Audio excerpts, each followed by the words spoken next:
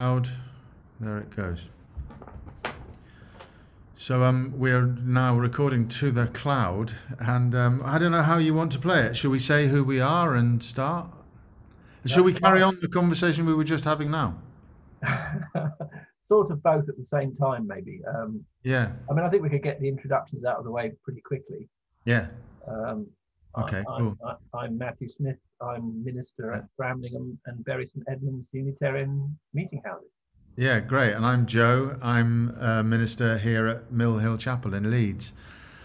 And Matthew and I decided we would like to try to talk and see whether there was anything in our rambling discourse that came to be of any shareable usefulness. We were just saying, talking about both of us having, prior to being involved in ministry, both of us in somewhat different ways, but both of us being engaged in the entertainment industry. And we were talking about the element of the performative in ministry and in religious life generally. And I was just sharing an anecdote, really, that after I trained for ministry, a friend said he couldn't believe that this was real, and that he thought, in fact, that I was playing my greatest role. He said, "This is just your grand kind of role," as though he felt that this was some kind of performance art hoax Mm. I was engaged in. Was that upsetting? At all? Or is too Yeah. upsetting is too strong a word? Yeah, but I know what you mean. Yes, it was, because of course you make a pretty major investment in a different sort of, in a change of direction, and it seems quite odd that it's not taken at face. Mm. So yeah, it's upsetting to that degree. I remember when we were training, a co-student of ours said that he found coming out as religious more difficult than coming out as gay for him. I don't know how. I mean, he That's seemed. amazing. That's an amazing line, actually. Yeah, That's yeah, yeah, quite a yeah. good line. Well, he seemed pretty serious about it. I don't know exactly how serious he was, but he Mm. seemed to be level. Yeah. And he said, yeah, and I mean, he's from North America, and he said, which I would have thought, religious culture being more widespread there, but that's the way he put it. Yeah. Coming out as religious was more difficult than coming out as gay. So that again, that speaks to cultural assumptions that are certainly true in. Well, I think they are true in the UK, and Yeah, yeah, maybe yeah, starting yeah, to be more true in the yeah. USA as Sure. well. Um, you raised the issue of self-consciousness, though, in relation to Yeah, what we might discuss today, and yeah, I haven't gone over that particularly, except that this is the first time we've tried to do one of these conversations. yeah. I was mentioning to you before we started that I'd just been interviewed for a podcast, which has never happened before. And for some reason, I feel really self-conscious about listening to the podcast. Yeah. And actually, that seems much more uncomfortable to me than doing this. Yeah. Actually, somehow seeing my face and speaking at the same time is vaguely reassuring, Oh, right. because I think I feel like I have slightly more control about what's going to emerge, but Yeah, I don't that's know. an interesting perspective. I mean, one of the things that I think about it is that that we have, I think the phrase was, pivoted to Zoom Yeah. in our professional lives, and consequently, I'm in the situation of somebody who's constantly talking into a, as it were, into a mirror. Hmm. Instead of being engaged in face-to-face interactions in real life. I'm instead confronted with a version of myself, and all my conversations are via an online medium. I'm just on that specific point, which is quite ironic, because I'm in the same situation. Yeah. You used the word mirror. Yeah. I'm basically using two different laptops for reasons I won't bore anybody with. But Right. On one occasion, on one of the laptops, Yeah. I found myself in a mirror image. Right. So that was very strange. And I thought, well, why did that happen only once? So so I was not, it was much more like looking into the mirror, bathroom mirror, and so that was very strange, given that it hasn't happened before or since. Yes. You're thinking, what has Zoom done to do that? But perhaps we need to explain just a little bit. Perhaps it's worthwhile to explain the way that here we are talking in November 2020 with the UK or England. We should really talk about England because we're effectively it's the Westminster government is really talking to England at the moment. Yes. Devolved governments in Wales and Scotland and Northern Ireland are dealing with this stuff, but the devolved government in Westminster is whatever we want to call it. So we had this big lockdown sort of March onwards, and then a little bit of relief, and then all come back again, but not quite in the same way. And of course, churches have been affected. I think first we couldn't meet at all. Then I'm losing track of the course of events. But well done for remembering what month it is. But basically, for most of the year, we've barely been able to meet, or rather, if we've been able to meet, it's been under such restrictions that churches have had difficult decisions to make, leading to differing conclusions. But right at the moment, in November, we're in this sort of second semi-lockdown, which doesn't seem to have a name, where churches cannot meet in person, although I think there's some legal action going ahead at the moment. But churches can open for private prayer. But the impact of all of that has been that really since March onwards, we've all had to get to grips with a video conferencing platform for reasons good or bad. Almost all of the groups that I'm associated with have gone for Zoom as against one of its rivals, and that leads us into this strange world which we now find ourselves in. Yeah, and it's been completely improvised on the hoof. And you mentioned, for one reason or another, people went to the first available platform, essentially. I think some of our colleagues are maybe using Facebook Live.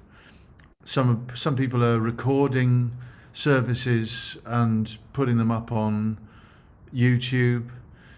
I'm really interested in the different ways in which people have chosen to express acts of worship. One of our colleagues has sent out the talk element of his service in advance via email. He's then recorded a meditation which he invites people to look at and participate in, I guess, on YouTube. And then they convene for the social part of worship on, I can't remember if it's Zoom or Teams, but a conferencing platform, which seems like a really intelligent response, actually, recognizing that the work we attempt to do in situ in a church doesn't really correspond to a single online platform. Well, I just think, just responding to that, I just think we are stumbling around in the dark. We're mostly aware of what's going on in our own tiny denomination, which is being replicated in the mainstream in a certain way, different ways. But basically, of the different options that are being chosen, to keep our communities alive as worshipping communities, inverted commas, Yeah. are different, but they fall under certain broad patterns. Yeah. One you've mentioned is the minister who effectively makes a little film, Yeah. which goes onto YouTube or wherever. Yeah. There are those like myself who are doing a Zoom service, which isn't going anywhere, but it's not at the moment anyway. But So it's happening in real time. it's happening. It's happening in real. Yeah. It's happening in real time. Yeah. There are however many clergy who got the congregations perhaps don't seem to be up for online engagement at all, and so they're having to do everything by a form of probably focused on email with presumably some postal backup. Yeah. And there is one instance, perhaps more, where the service is like a podcast. Yeah. Yeah. So it throws up audio. all sorts. It throws up all sorts of questions about the nature and the performative nature of religious worship, of services of worship. And I'm interested in interrogating that a little bit to kind of understand a bit more about how what we do in the normal run of things, what we do in the context of a service in church, shares with the performative. And you just mentioned somebody making effectively a film, and how that interacts with the sacred and holy, if that's what worship aims to do, which I think it probably does, and where the performative comes into this. Yeah, I mean, we probably need to come back to the word worship, because I think there's a huge thing. It's a huge conversation in Unitarianism, but you think that the world of the religious and the world of the secular have difficulty understanding one another when that word is used. But on the point that you're making, I think obviously within, if you want to call it Christianity or Christianity and traditions that draw from Christianity historically, we tend to identify traditions that are Catholic, Orthodox, and the Anglicans sort of sitting somewhere in the middle, and more low church Protestant traditions. And the more sacramental traditions, where we're talking about a priest rather than a minister. The priest is, in giving communion, is in a sense in the position of Christ, and therefore it is performative in a sense, but not performative as in, I hope I'm going to get an Oscar at the end of this kind of performative. It's so interesting. It opens up so many differently interesting perspectives. I mean, on the one hand, that sacramental tradition, the Eucharist is at the center of it, and the Eucharist is viewed very differently by different traditions, but some consider it an act of remembrance, but I'm emphasizing the word, it's an act, and we recognize the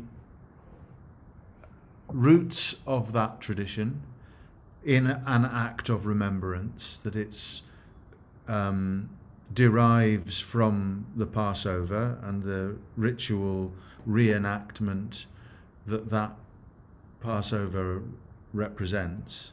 So the whole idea of symbolic rituals which remember events or persons, that ritual and symbolic ritual is a way of refocusing the individual on the community,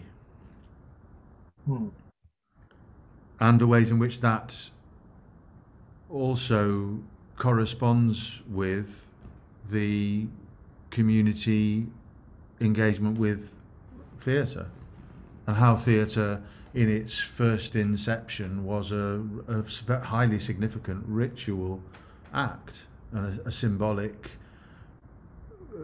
performed a symbolic role for the wider community. Yes, and of course the origins of theatre being in Greece and in, these were religious acts Yes. to the gods, which evolved into human dramas. Yeah. I don't want to lose what you just said, because there was so much in it. But as you started to speak, to respond to me, something flashed into my mind, which seems a little bit not trivial, but it is relevant.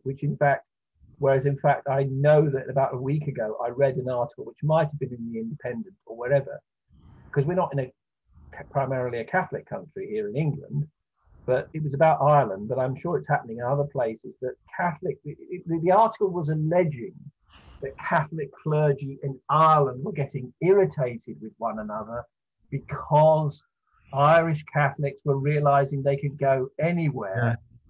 So, given that the Mass is going to be much the same outwardly, wherever, they were looking for the priest that performed the Mass with star quality.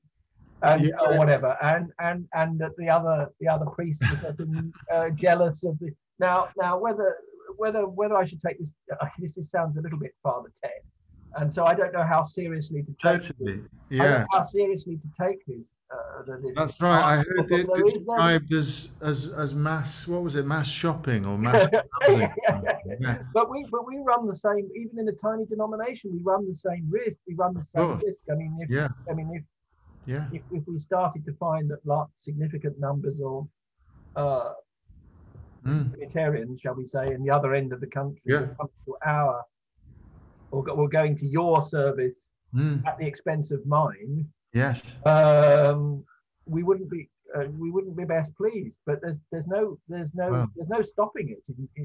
Depending on how long this goes on, there's no stopping it really. And the other thing being, again, and I think we do need to come back to what you were talking about, but that I've got my first person from abroad attending services, and this isn't anything to do with someone with a previous Unitarian connection. They just got onto the national website, looked down the list, looked for something that fitted their pattern, and thought, well, that's a particular time in the afternoon, which will be early evening for me, and that suits me. And that's how it started. But no, I mean, you were really, you were taking us into very deep waters a couple of minutes ago. Which I doubt it. But anyway, if I was, I've now been distracted into. No. It was about communion, and I registered everything you said, and But I mean. I suppose that thought was to do with the act, and the performative, which is very much central to both our recognitions of theatre and the sacred. And I talked about remembering, which seems to me to be very central to the Eucharist or the communion, the idea of the body of the church, and the idea of the unity of the community, and the ways in which. And I think you pointed out that the more sacramental the tradition, the higher the church, the more likely that is to be acknowledged that it is performative. I suppose it's a different kind of performative, because I mean, I think actually I realise what I've said is rather simplistic, because if we look at the other end of the scale and we recognise that if we take certain forms of Protestantism in terms of their impact, the kind of American evangelicalism, which after all has been, mirrored in South America, in Africa, in Asia, all over the world. Yeah. You will have a kind of, you will have a sort of star preacher, and Yeah. I think even I think they would find it very difficult to deny that they were engaged in the performance. Oh, yeah, totally. Yeah. So in fact, Whereas somebody like the reformed pastor that one thinks of, Richard Baxter, or those very plain as a pikestaff Puritan divines, hmm, would not think of themselves as performative at all.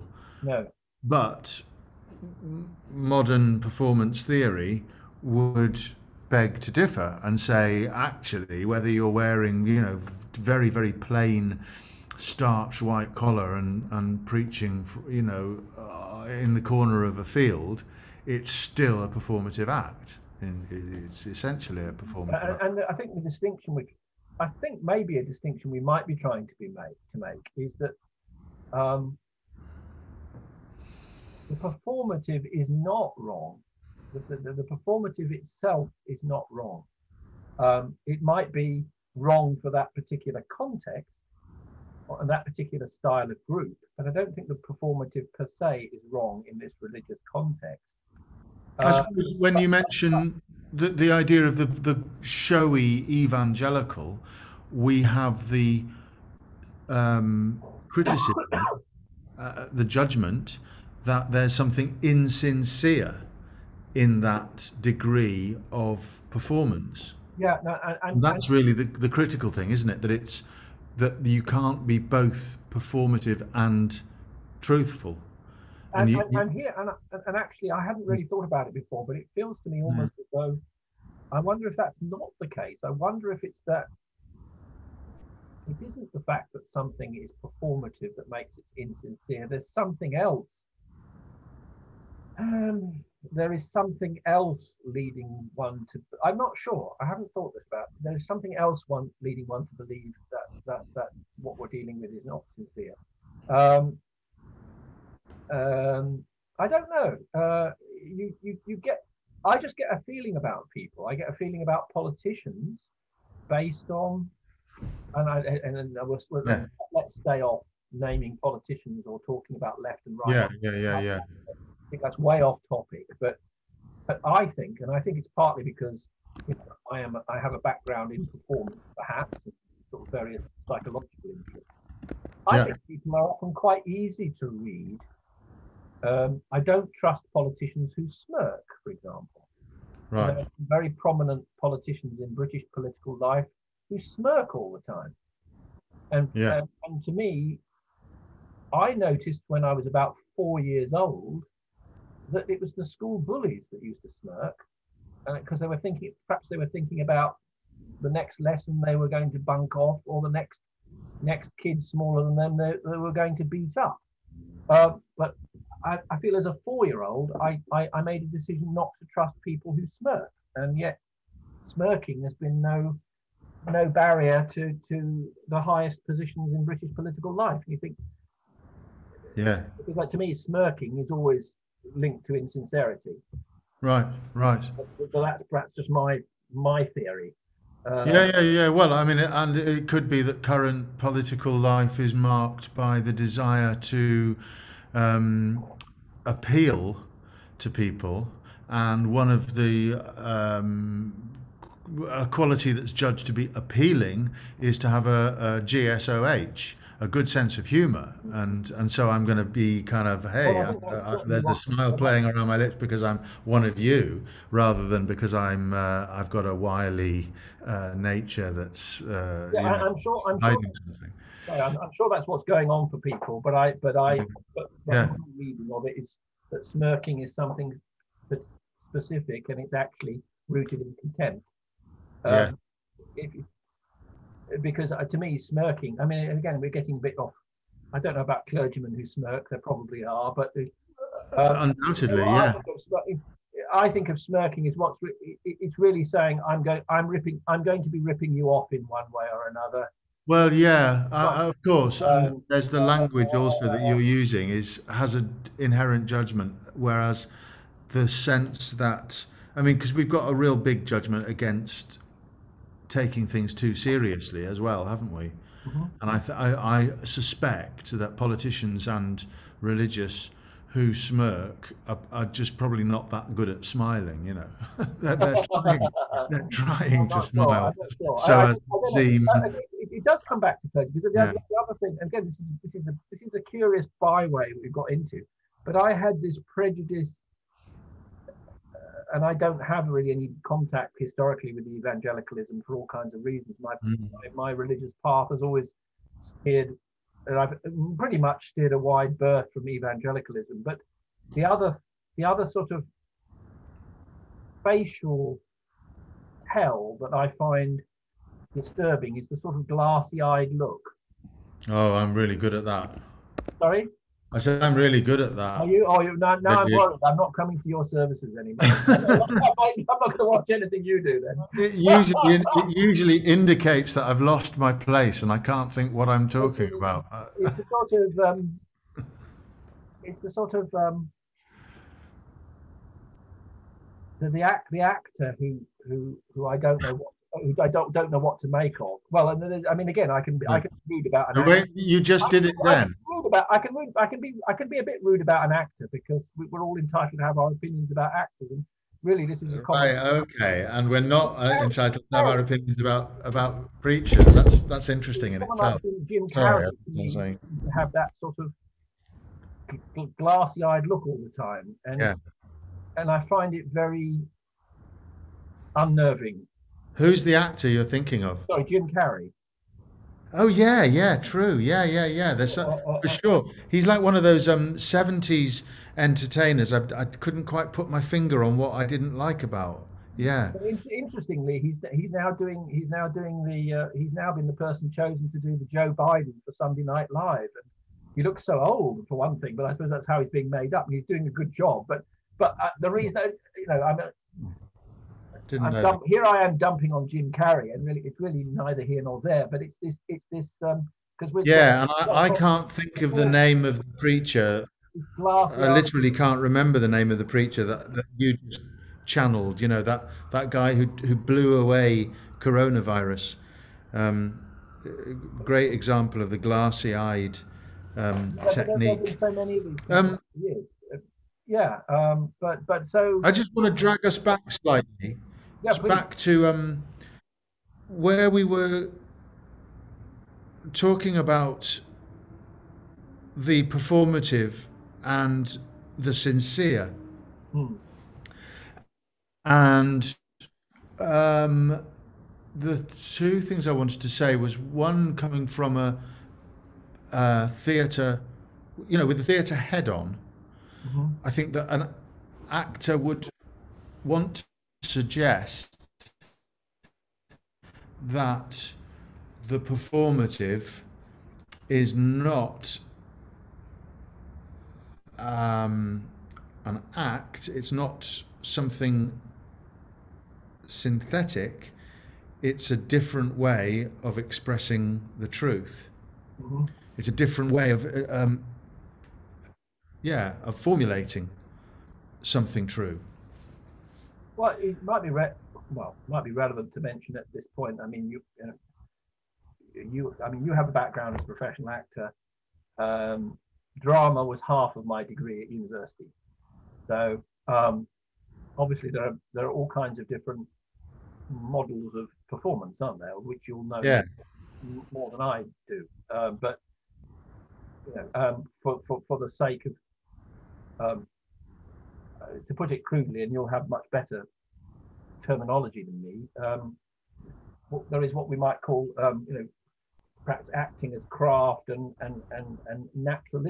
more naturalistic forms of acting, some of which have to do with things like, and will have come in even more from the fact that now actors will be doing amounts of TV or film where they're not speaking to the back row of a 2,000 seat theatre. But I mean that's a practical consideration. But you're raising the issue of Yeah. Yeah, I mean, because even within a very stylized form, like musical theatre or opera, yeah, or even actually now you know, the performance of Shakespeare, where the format is so far outside of our normative cultural expectations, it's effectively like a kind of classical theatre form, like kabuki in Japan or yeah, something. yeah, absolutely. Even within those stylized forms, there's still a great emphasis placed upon the authentic, Mm, mm. and those forms, I think, would still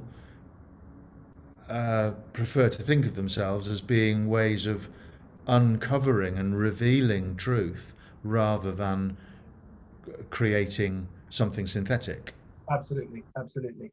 And what's going I think maybe what's going on inside the performer might maybe slightly different according to which of these acting performative styles we're talking about. Yeah, But as you say, there is the um, what they all should have in common is a sort of a commitment to a certain kind of truth. yeah, But when yeah. I mean And it, some combination of the truth of the character and perhaps also to some extent the truth of their understanding at the point at which they are speaking. yeah, and that's that. Then there's another point, isn't there? Because an actor is what they call a secondary artist, like an instrumentalist. Yeah, The primary artist is considered to be the playwright, and the actor uh, is the conduit for that material. and of course Is you also have a director, so you know right. you Well, can't. I don't want to get into an argument about who is the primary and secondary Okay, okay, artist, okay. I'll but leave you out. rather Yeah, yeah. to say that the nature of performance is to do with the delivery of material. Hmm.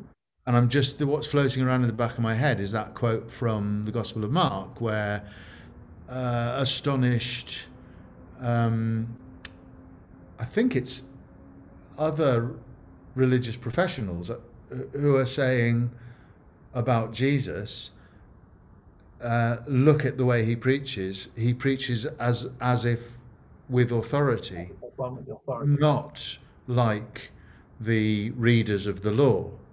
Hmm. So there's a distinction made between the primary artist and the secondary artist, I guess. That's a very, very interesting analogy you've just drawn. Yeah, yeah. I love that. Love They're that. saying this is with authority, i.e., it's not like somebody who's reading somebody else's material, but Hmm. somebody who's actually speaking directly.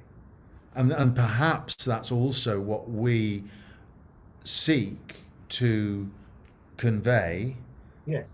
as um, ministers with freedom of the pulpit, Hmm. that one wishes to escape from the idea of being a secondary artist um, performing, and one wishes to emulate the example of somebody who speaks with authority. Right. I mean, I think the first point of part of what you were saying was wonderful. Now, what you just said, um, I don't necessarily disagree with, but No.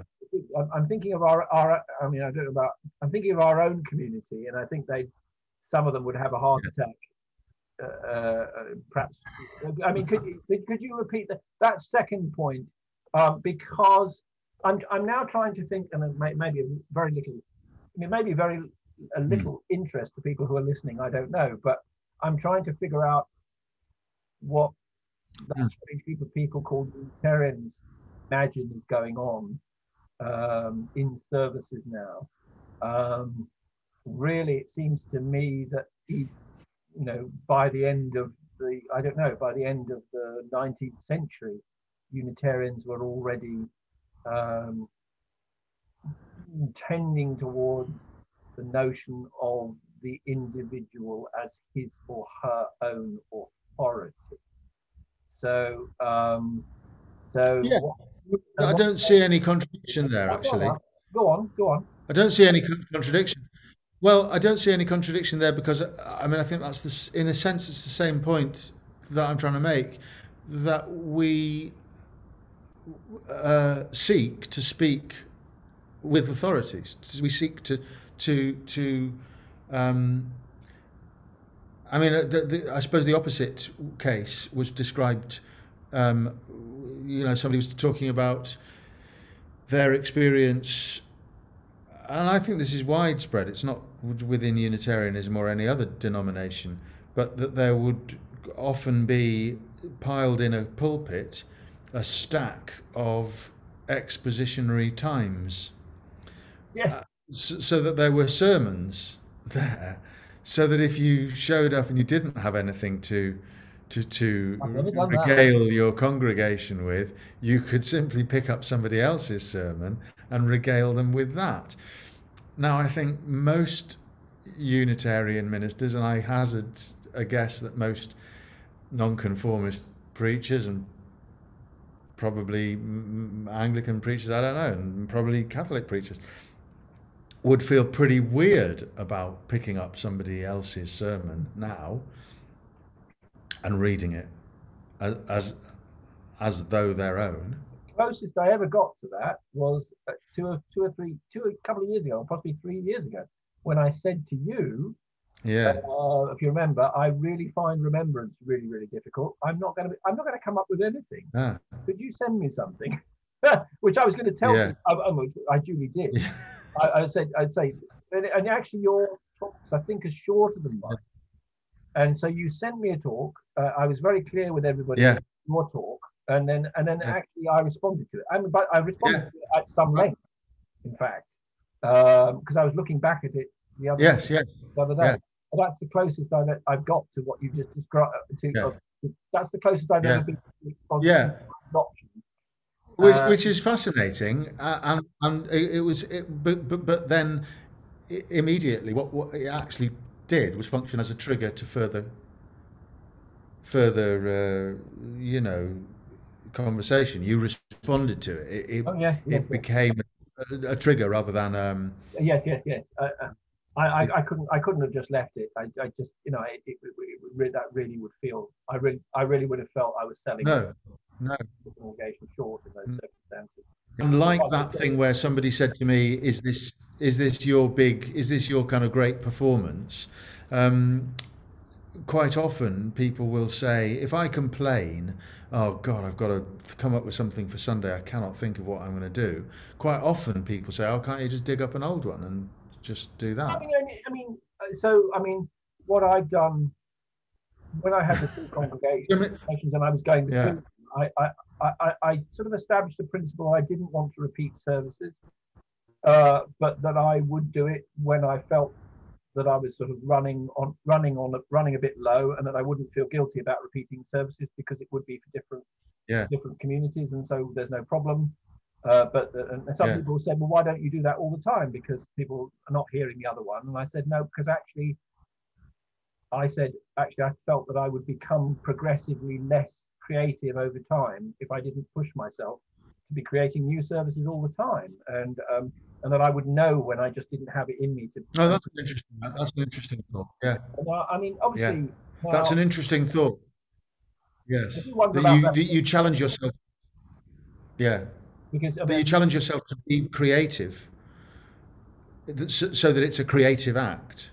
I yes, mean, that again speaks of something, well, at least cultural, if not artistic.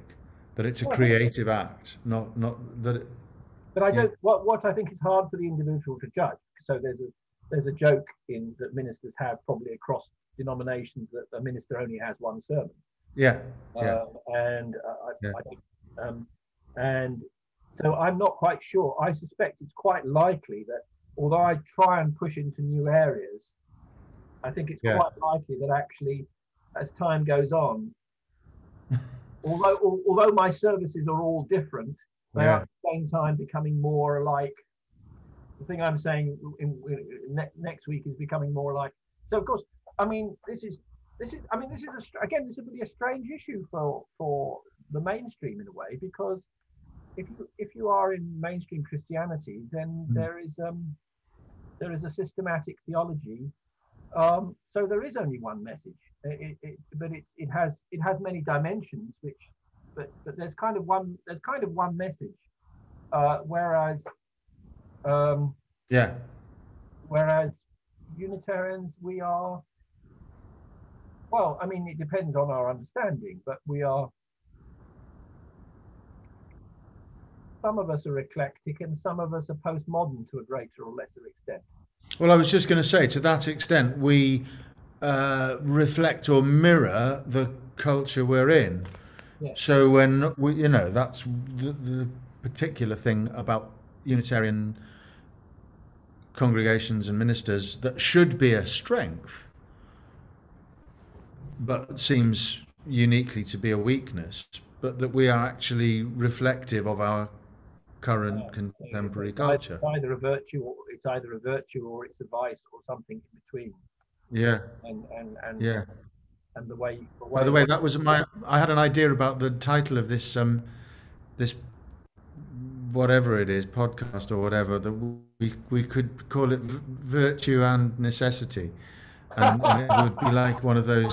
There was a point a few months ago we were discussing this, and I came up with Like one of those TV series where there's two cops, one called Virtue and the other one called Necessity. Yeah. It's never mentioned how odd this is. From one of those, Yeah. one of those shows and started off. Yeah, like Lovage and Lettuce, or yeah. Yeah. There's one other thing that I wanted to just mention, touch base with, which was. How about Mission Impossible? No, carry on. No, well, this idea of the bridge person, the secondary artist as the mediator between the material and the audience, that finds a reflection in the word pontifex. Oh yes. And so I just noticing that correspondence again. But not Pontifex Maximus. Well, it's definitely there, isn't it? It's part of a performative reaction or relationship. Yeah, yes. But then we're starting to use the language of mediator. Yeah. And again, in our very extraordinary branch of the Christian, post-Christian family, or whatever you want to call it, then there is a tradition that Unitarians don't need that, and there must be no mediator.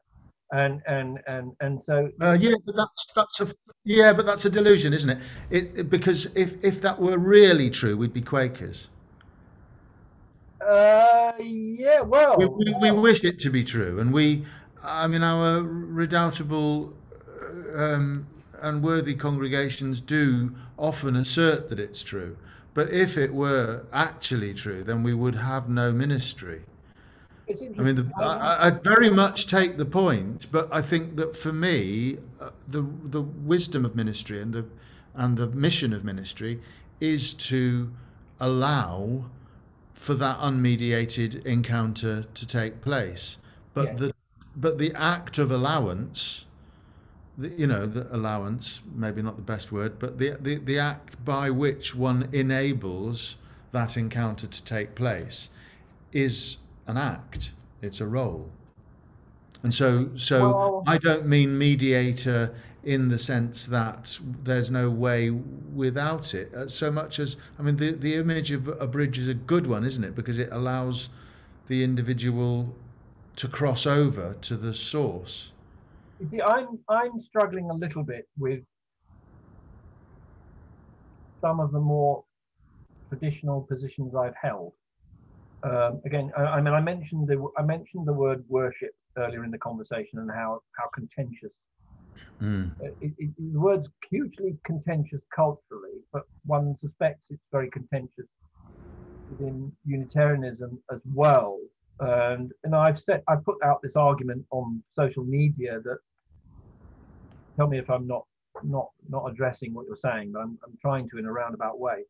That we've tried to, that there's certain words, traditional words, where we've tried to hold a line actually by using a kind of a universalizing ploy. And so in the case of worship, saying, well, it's Anglo-Saxon and it means celebration of worth.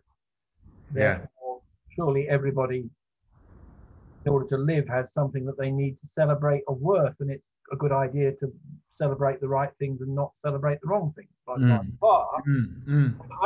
I've gone along with that for an awful long time, and the problem that I've run up against is I'm just increasingly of the view that that we're not looking at language in the right way, that culture controls language, that when the culture decides that certain words are bad words, that's almost the end of the conversation. And it's almost easier to bring back some strange word. I don't know. Choose some sort of half forgotten word like it feels as though it would be easier to sell the word redemption than it would be to sell the word worship. And so I'm starting to starting to think when we talk about I'm starting to wonder, and this may seem like a sort of a huge concession to, I don't know, the subjective, but for me, worship is now, I'm now starting to see worship as what might happen spontaneously, arising from people gathering, and not something that the person or community that is organizing the worship can claim is happening because they've organized it. Sorry if that sounds very pedantic, but no, but what it seems to me that it somewhat misses is the idea of that worship does maintain the suggestion of adoration and of gratitude. Thanksgiving and adoration, glorification, praise, these things which seem to me so central to the idea of worship, that are about more than the community and more than the spontaneous connectivity that undoubtedly occurs when any group of people come together. It's always great fun to be at a party or at any gathering, but that there might be something more than that in an act of worship, because it has to do with acknowledging the importance of the vital importance of bringing something into flourishing, something which is perhaps beyond our rational grasp, something that's spiritual, something that's not in the realm of the human realm, but something which has a greater scope. And now I think we're getting to the kind of, if I use the word fault line, it sounds a little bit melodramatic. But no, sure. There are certain well, in a sort of a recent social media post, I use the expression "fork in the road." There is a sort of a fork in the road which contemporary pluralist Unitarianism in Britain tries to straddle in a way that is either compassionate and wise, or a fool's errand, one or the other. Which is between really what we could call forms of naturalism. And see, for me, and those for whom naturalism, those of us, and I will include myself, who are not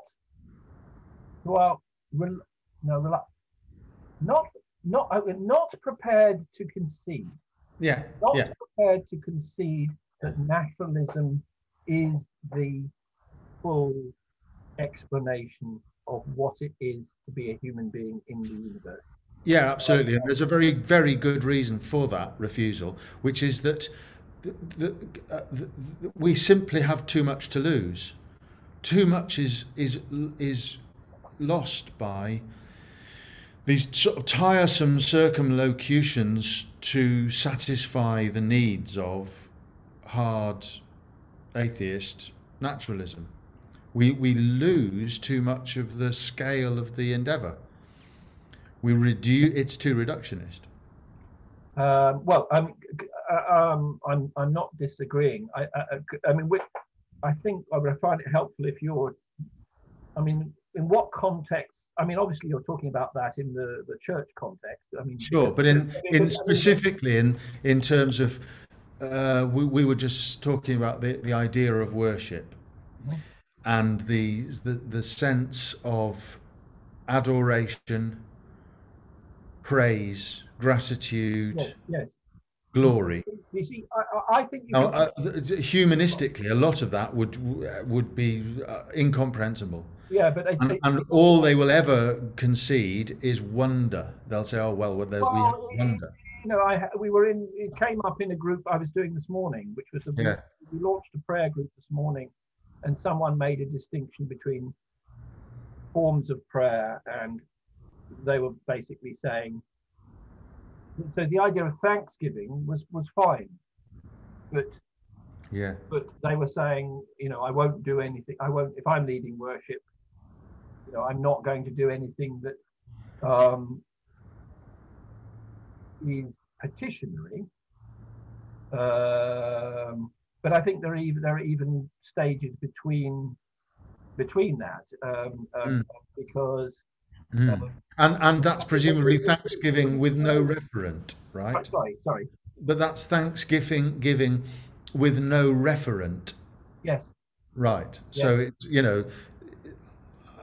I give thanks for this wonderful morning yes, because it's beautiful. I give thanks for my family and I give thanks for all these wonderful, brilliant things, but I'm not giving thanks to an other. yes.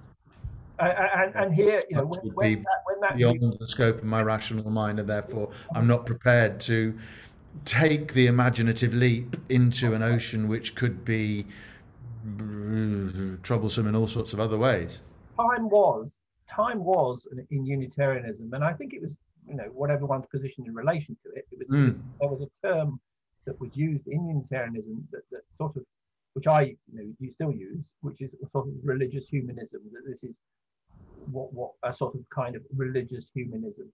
But you see, I think possibly between your word adoration, which when I hear adoration, I'm sort of going. I find myself going to Christmas. I seem to find. Yeah, sure. I'm going adoration made. There is an interesting hinterland between the two, which I might think I would call the transpersonal. You know, that is neither necessarily